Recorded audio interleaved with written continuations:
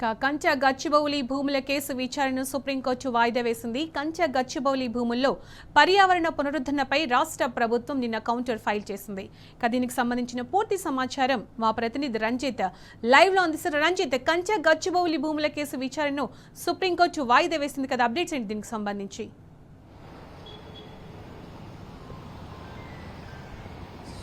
సునీత, కంచె గచ్చిబౌలి భూముల విషయంలో ప్రభుత్వం అనేది తప్పుల తడకగా వచ్చేసి సుప్రీంకోర్టు కావచ్చు, హైకోర్టు కానీ డాక్యుమెంటేషన్ అనేది సమర్పించింది.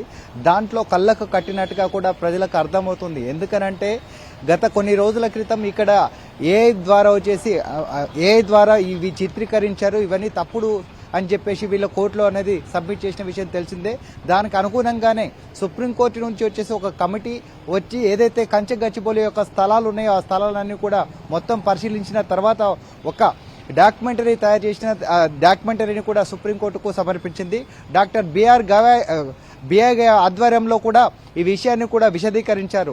దానితో పాటుగా వచ్చేసి స్టూడెంట్స్ ఎవరైతే ఉన్నారో స్టూడెంట్స్ అందరూ కూడా కమిటీకి ఉంచేసి కమిటీకి దీని యొక్క డాక్యుమెంటేషన్ మొత్తం కూడా ఎన్ని సంవత్సరాల కానించింది, ఈ 400 ఎకరాలకు సంబంధించిన ఈ యొక్క అటవీ ప్రాంతం అనేది ఉంది. దీంట్లో ఏ విధంగా స్టూడెంట్స్ యొక్క భవనాలు ఉన్నాయి, దీనికి సంబంధించిన యొక్క నెమలి యొక్క ప్రాంతం కావచ్చు, దాని యొక్క జింకలు కావచ్చు, దానికి సంబంధించిన ప్రతి ఒక్క డాక్యుమెంట్ కూడా సమర్పించిన తర్వాత కూడా సుప్రీంకోర్టు అనేది దానిపైన రాష్ట్ర ప్రభుత్వానికి కూడా ఏదైతే దీని ఉందో దీనికి అనేది ఖచ్చితంగా కూడా దీనికి సమాధానం చెప్పాలి. దీని యొక్క డీప్లాంటేషన్ జరిగిందా జరగదు, దీని మొక్కలు నరికేశారా లేదా అనే విషయాన్ని కూడా చెప్పాలనేది కూడా దీనికి చెంపచెట్టు వేసినట్టుగా పరిస్థితి కనబడుతుంది. దానికి అనుగుణంగానే ఇప్పటికీ కూడా గత 4 నెలలుగా దీని యొక్క సుప్రీంకోర్టు కావచ్చు, హైకోర్టులో కూడా పలు దాఖలు జరిగాయి, దానిపైన విచారణలు జరిగాయి. కానీ ఇప్పటికీ కూడా రాష్ట్ర ప్రభుత్వం అనేది కనువిప్పు చేయలేదు.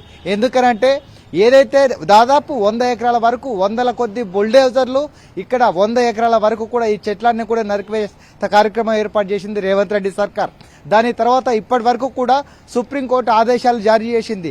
జూలై 23వ తారీఖు వరకు ఎట్టి పరిస్థితులలో ఏదైతే ప్లాంట్స్ అనేది నరికారో, మొక్కలన్నిటి నరికేశారో వాటన్ని కూడా పునరుద్ధరించాలని చెప్పేది. కానీ ఇప్పటి వరకు కూడా సుప్రీంకోర్టు చెప్పిన విషయాన్ని కూడా రాష్ట్ర ప్రభుత్వం అంటే కనీసం కూడా దృష్టిలో పెట్టుకోలేదు. ఎలాంటి ప్లాంటేషన్స్ కూడా నాటలేదు. ఎందుకనంటే రాష్ట్ర ప్రభుత్వం ఒకటే కంకణం కట్టుకుంది.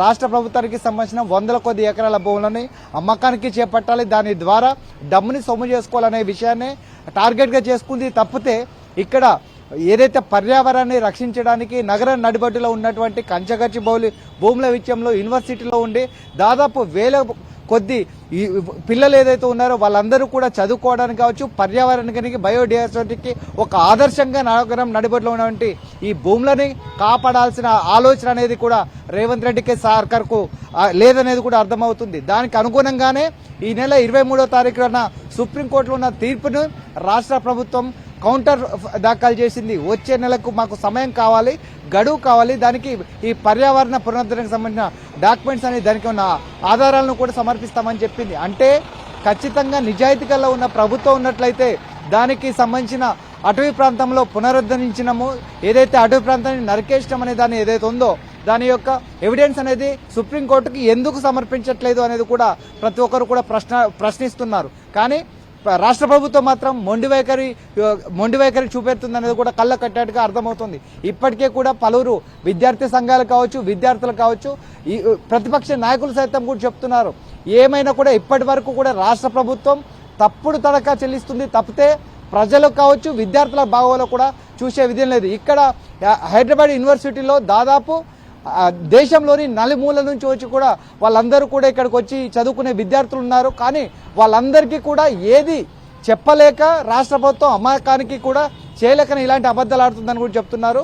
మనతో పాటుగా విద్యార్థులు ఉన్నారు. చెప్పండి బ్రదర్, ఇప్పటికే కూడా రాష్ట్ర ప్రభుత్వము 100 ఎకరాల ప్లాంటేషన్ నరకవేయలేదని అబద్ధాలు చెప్తుంది. దాంతో పాటుగా ఇప్పటికీ ఏదైతే ప్లాంట్స్ అనేది డిప్లాంటేషన్ జరిగిందో దాంట్లో మొక్కలు నాటమనేది కూడా సుప్రీంకోర్టుకు గతంలో చెప్పింది, ఇప్పటి వరకు కూడా సమర్పించలేదు. దాన్ని ఏ విధంగా చూడొచ్చు? అదే కావాలనే కాంగ్రెస్ ప్రభుత్వం చేస్తున్న ఈ అంటే కంచె గచ్చిబౌలి మీద ఆరోపణలు ఉన్నాయి. అయితే సుప్రీంకోర్టుకి సమర్పించిన అంటే లాస్ట్ హియరింగ్ లో కానీ ఈ రోజు జరిగిన దాంట్లో కూడా ఎక్కడ కూడా ఒక్క మొక్క నాటలేదు. వాళ్ళు ఎక్కడైతే డిఫారెస్టేషన్ జరిగిందో ఆ ప్రాంతంలో ఒక్క మొక్క కూడా నాటకుండా నాన్సుడు ధోరణిలోనే ఉన్నారు. అంటే గౌరవ ప్రధాన న్యాయమూర్తి హెచ్చరించినప్పటికీ కూడా అంటే న్యాయ వ్యవస్థల మీద నమ్మకం అంటే న్యాయ వ్యవస్థని కూడా పట్టించుకోకపోతే ఇంకా ఎవరి మాట వినే పరిస్థితి ఉంది ఇక్కడ గవర్నమెంట్కి. నాకు అర్థం కావట్లేదు. యూనివర్సిటీ ఆఫ్ హైదరాబాద్లో 400 ఎకరాల భూమిని తీసుకుంటే ప్రయత్నంలో 100 ఎకరాలు డిఫారెస్టేషన్ చేశారు. దాని మీద ఎంత ఉద్యమం జరిగింది, ప్రపంచం మొత్తం దానికి వ్యతిరేకంగా పోరాడింది. సుప్రీంకోర్టు సుమోటోగా తీసుకున్నది. సుమోటోగా తీసుకున్న తర్వాత నుంచి ఇప్పటి వరకు కూడా కనీసం మరి సుప్రీంకోర్టు మాట విని అక్కడ రీప్లాంటేషన్ జరుగుంటే గవర్నమెంట్ మీద ఒక రకమైన గౌరవం పెరిగేది. అది జరగలేదు. కాకపోతే ఈ అబద్దాలతోటే నడిపిస్తున్నారు ఇదంతా. ఇది పరిస్థితి. అంటే ఓన్లీ అబద్ధాలతోనే ప్రభుత్వాన్ని నడిపిస్తున్నారు తప్పితే యూనివర్సిటీలో ఒక్క మొక్క కూడా నాటలేదని చెప్పేసి కూడా విద్యార్థులు చెప్పిన పరిస్థితి కనబడుతుంది.